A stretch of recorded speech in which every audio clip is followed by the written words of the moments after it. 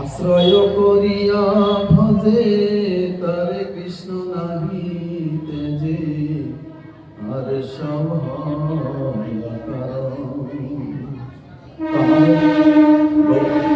আমাদের রাধা রাধা কৃষ্ণের ভজনে যেতে গেলে প্রথম আমাকে নিতাই চাঁদকে ধরতে হবে। নিতাইকে ধরলে গৌর পাবো, গৌরকে ধরলে ব্রজের প্রেম ধন পাবো। নিতাইয়ের মাধ্যমে গৌরের কাছে যাব, গৌরের মাধ্যমে ব্রজে যাব, ব্রজে গিয়ে ব্রজের প্রেম ধন পাবো। আর ব্রজের প্রেম ধন যে একবার পাবে সে রাধা কৃষ্ণের চরণ পাবে। প্রেম সে বলো। এরপর নামের আরেকটা মাহাত্ম্য বলি, সেতু বন্ধন। রামচন্দ্র যে সেতু বন্ধন করছিলেন কায়দের নিয়ে, বানর সেনাদের নিয়ে। তো বানর সেনারা যখন যাচ্ছেন, বানর সেনারা যখন ওই সেতু বন্ধন করতে পাথর ছুটছেন, তো ছুটতে ছুটতে ছুটতে ছুটতে একটা সময় রামচন্দ্র ভাবলেন সবাই আসতে কষ্ট করছে, তা আমিও কিছু পাথর টাথর ছুঁড়ি ফেলি। এটা হয় যখন কোনো একটা খাল কাটা হয়, তখন ওই প্রধানমন্ত্রী একদিন এসে সেও এক দুই কোদাল কাটে, কারণ এটা হচ্ছে সহানুভূতি, যারা শ্রমিকের কাজ করছে তাদের সম্মান জানানো। তো রামচন্দ্র যেই পাথরগুলো ফেলছেন, পাথরগুলো ডুবে যাচ্ছে, পাথরগুলো ডুবে যাচ্ছে। তো ডুবে যখন যাচ্ছে তখন রামচন্দ্র হনুমানকে বলছেন, দেখো তোমার যে দলবল তারা পাথর ফেলছে, পাথরগুলো ভেসে থাকছে, তো আমারগুলো কেন ডুবে যাচ্ছে? তা বলছেন, প্রভু ডুবে যাচ্ছে তার তো নিশ্চয়ই কারণ আছে। বলে তাহলে কি আমার ক্ষমতা নেই? তোমাদেরই সব ক্ষমতা, আমার কোনো যোগ্যতা নেই? বলে হ্যাঁ, আপনার যোগ্যতা আছে। তা একটা পাথর দিন, আমি কিছু করে দেখাচ্ছি। একটা রামচন্দ্র হনুমানের হাতে একটা পাথর দিলেন, পাথরটায় শ্রীরাম লেখা হলো, সীতারাম লেখা হলো। লেখার পরে রামচন্দ্র হাতে যখন দিলেন, রামচন্দ্র সেই পাথরটা জলে দিলেন, সমুদ্রের জলে। তখন কি হলো? আর কিন্তু ডুবে গেল না। ভগবান এখানে এটাই দেখাতে চেয়েছেন যে আমি হতে আমার, ওদিকে ধ্যান দেওয়ার দরকার নেই, আমি হতে আমার নাম বড়, আমার নাম হতে আমার ভক্ত বড়। তো ভগবান সবই জানেন কেন ডুবে যাচ্ছে, উনিই ডুবাচ্ছেন, উনিই ভাসাচ্ছেন। কারণ ভগবানের নির্দেশ ছাড়া তো একটা পাতাও পড়ে না। কিন্তু এটা জগৎকে দেখানো যে নাম আর নামই অভেদ, নাম আর নামই অভেদ। নাম যখন করব তখন মনে হবে আমার এই যে মুখ থেকে যে শব্দটা বেরোচ্ছে এটা ভগবানই বেরোচ্ছেন, ভগবানই করাচ্ছেন, ভগবানই করাচ্ছেন।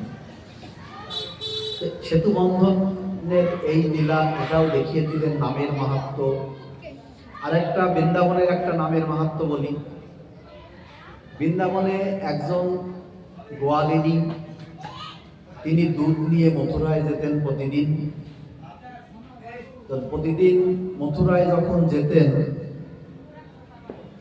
কিভাবে যেতেন? নৌকায় পার হয়ে যেতেন। তো একদিন কি হলো, এইরকম হরি কথা হচ্ছিল, ভগবত কথা হচ্ছিল। ভগবত কথা যখন হচ্ছে তখন ওই গোয়ালিনী মা তিনি ওখানে বসে পড়লেন, যেমন আপনারা বসে পড়েন, দেখলেই বসে পড়েন, শুনলেই বসে পড়েন, শুনলেই চলে যান।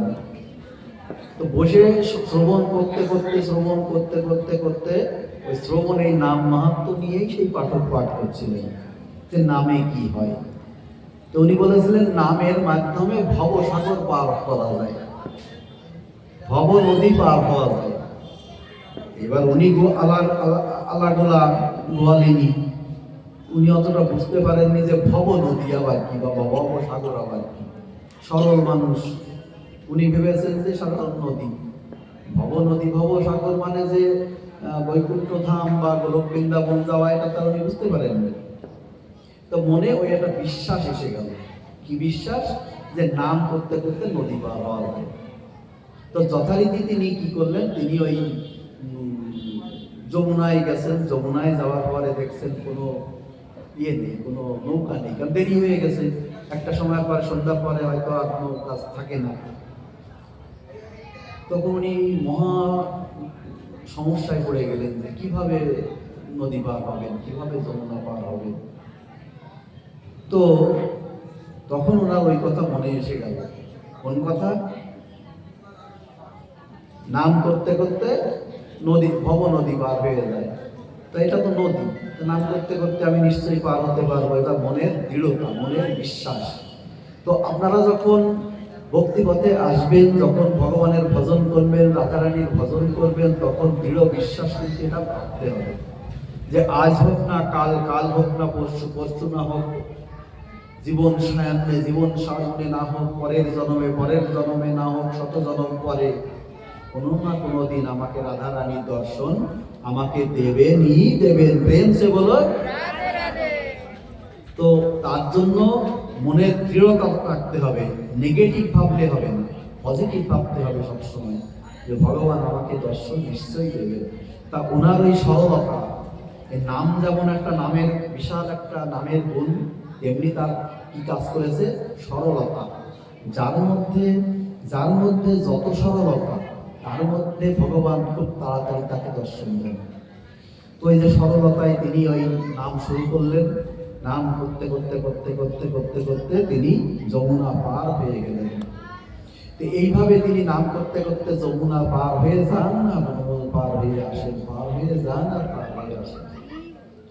এই করতে করতে যে পয়সাটা বেঁচে গেল, পারাবারের একটা খরচা আছে, সেই পয়সাটা উনি একটা ঘটে রাখতেন।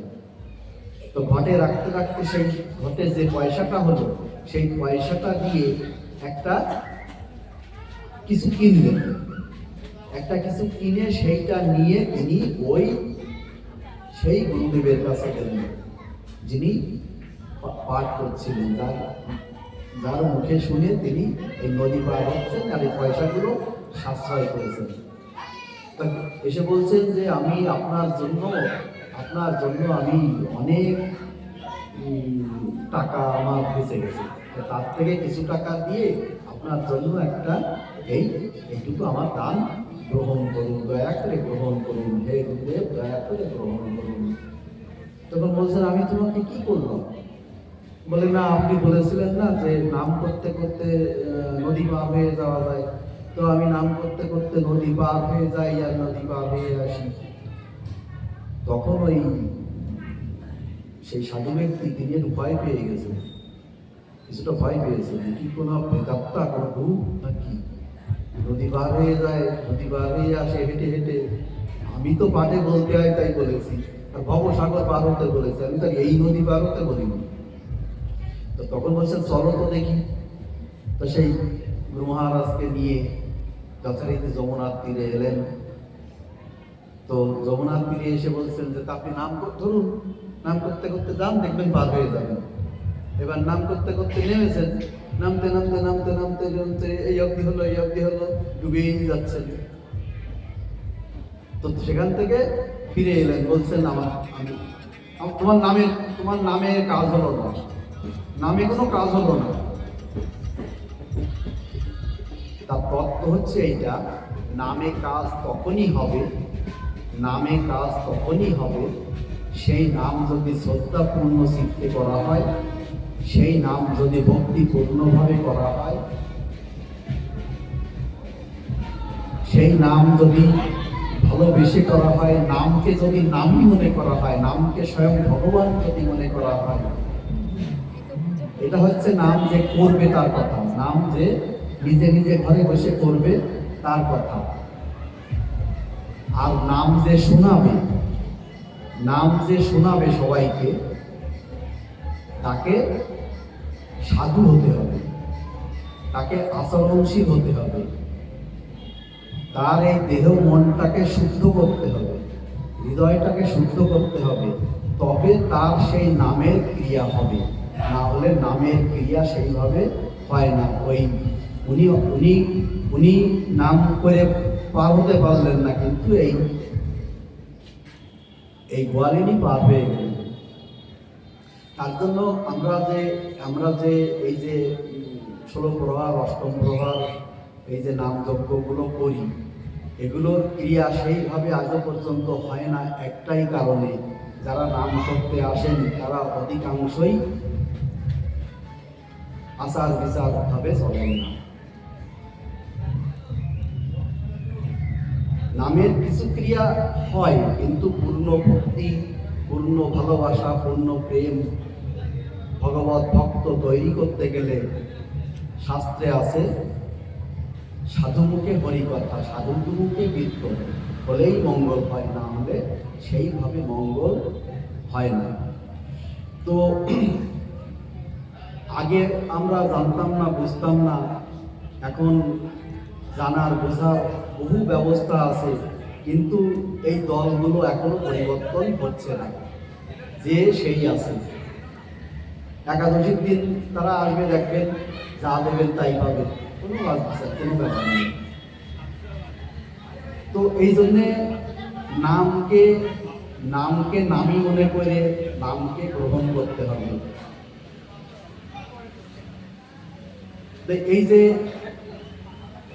এই যে ভাগবত কথা, হরি কথা এখানে হচ্ছে, আপনি এই পাড়ায় খবর নিয়ে দেখবেন বা জেনে দেখবেন অনেকে জানালা বন্ধ করে দিয়েছে। কেন বন্ধ করে? পাড়ার লোক কিন্তু এখানে সেইভাবে নেই, অথচ আয়োজন করা হয়েছে, বিরাট প্যান্ডেল করা হয়েছে, বিরাট কিছু করা হয়েছে, বিরাট কিছু হচ্ছে, কয়েক লক্ষ টাকা খরচ হবে, কিন্তু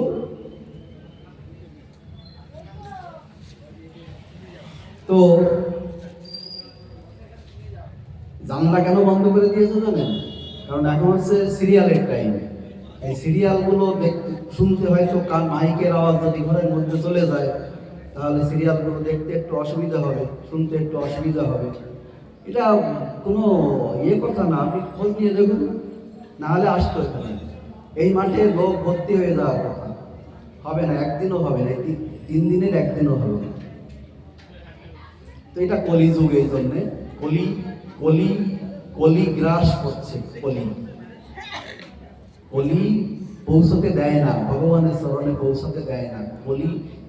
আমরা যদি এক পা চিন্তা করি যে আমি এক পা এগোবো ভগবানের দিকে, কলি 3 পা পিছনে টেনে নিয়ে যায়। কলির শক্তি বেশি, এটা কলিযুগ। তো তাই সেই গুরু মহারাজ পার হতে পারেননি। তো পার হতে যখন পারেননি, তখন